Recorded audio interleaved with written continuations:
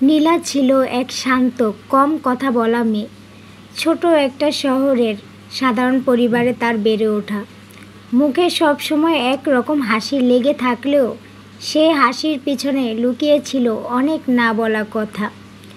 সে ছিল খুব মেধাবী, কিন্তু পরিবারের আর্থিক অবস্থা ভালো না থাকায় এক সময় পড়াশোনা ছেড়ে দিতে হয়। মা বাবা সব সময় চাইতেন মেয়েটা বিয়ে করে ভালো একটা জায়গায় চলে যাক।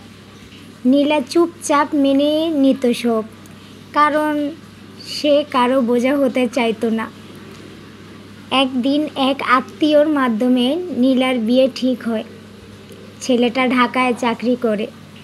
বিয়ের দিন নীলা আয়নার নিজের দিকে তাকিয়ে বলে, এই মুখটা আজ আবার একটা নতুন গল্পের শুরু নাকি শেষ? এরকম একটা নীলার ভিতরে প্রশ্ন জেগেছিল। বিয়ের পর প্রথম কয়েক মাস সব ঠিকঠাকই ছিল, তবে আস্তে আস্তে ছেলেটিও তার পরিবারের বদলে যেতে থাকে। নীলা বুঝতে পারে তার মূল্য কেবল একটা পরিপাটি স্ত্রী হিসাবে, একজন মানুষ হিসাবে নয়। তবুও সে চেষ্টা করে সব ঠিক রাখতে। নিজের ইচ্ছে, স্বপ্ন সব কিছু চাপা দিয়ে হাসি মুখে সংসার চালাতে থাকে। কিন্তু একদিন একটা ছোট্ট কথা ছুঁড়ে দেয় তার স্বামী। কথাটা হলো, তোমার তো নিজের বলে কিছুই নেই, তুমি শুধু একজন দায়িত্ব মাত্র। সেই রাতে নীলা অনেক কেঁদেছিল। সকালবেলা উঠেই আয়নার সামনে দাঁড়িয়ে সে নিজের চোখে চোখ রেখে বলে, আমি দায়িত্ব না, আমি একজন মানুষ। এখন থেকে আমার গল্প আমি নিজেই লিখব। নীলা বাড়ি ফিরে যায়।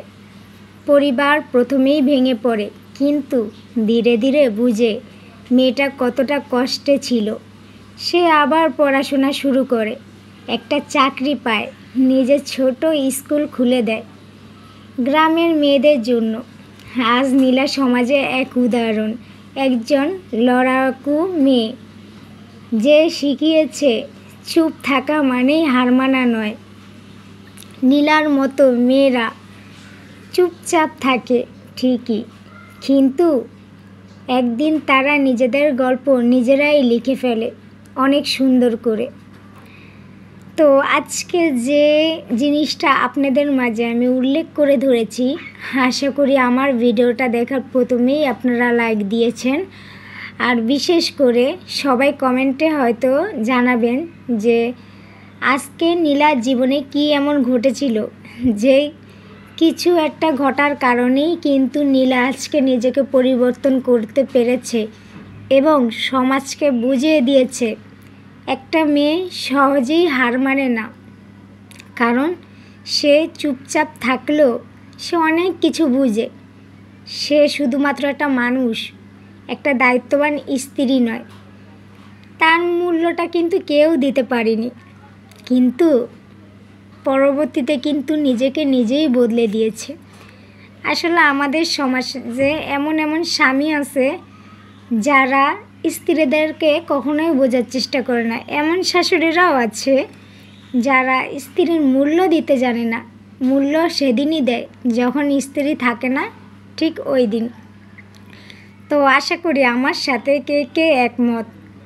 তো আশা করি প্রথম থেকেই আমার ভিডিওটা যারা যারা লাস্ট পর্যন্ত দেখেছেন একটা অবশ্যই কিন্তু কমেন্ট করবেন আর জানাবেন আপনাদের মতামত কী এখানে আর কেমন লাগলো।